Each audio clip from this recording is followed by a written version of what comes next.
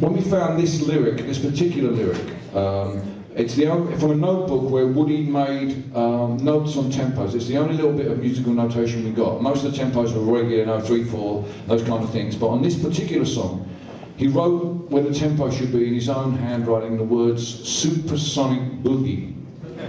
Now, what kind of Woody Guthrie writes a supersonic boogie song? Not one Woody Guthrie you've heard of, eh? You know, a different Woody Guthrie. And that's exactly what Nora wanted us to find, the real Woody Guthrie, not the Woody Guthrie of legend that's been put on a pedestal since his demise, but the real Woody Guthrie. And so we, you know, we thought a little bit more about this, and I talked to a few people about how does Woody Guthrie write in the supersonic boogie. Well, he lived in New York when it was one of the most exciting cultural cities in the world in the late 40s and the early 50s. And his middle son Jody told me that when he was in the hospital in the late 50s, dying sadly from the Huntington's disease, he asked the family if they could get him a Les Paul guitar. He loved new gadgets and new things, and particularly anything electric. He wanted a Les Paul so he could play like John Lee Hooker. He was a huge John Lee Hooker fan, as Pete Seeger has attested. And sadly the family couldn't afford Les Paul, and sadly Woody couldn't hold a guitar any longer. He couldn't play any longer. But I have an idea of an alternative universe in which Annette Funicello became the Prime Minister of Great Britain. Margaret Thatcher became a Mouseketeer and made swimming costume movies with Frankie Avalon. And Woody Guthrie never contracted the Huntington's disease. He ended up knocking around in Greenwich Village in the late 50s when Buddy Holly, who didn't die in a plane crash, who decided he'd had enough with rock and roll and decided to go country, was knocking around Greenwich Village, and the two of them went to the Newport Folk Festival in 1959.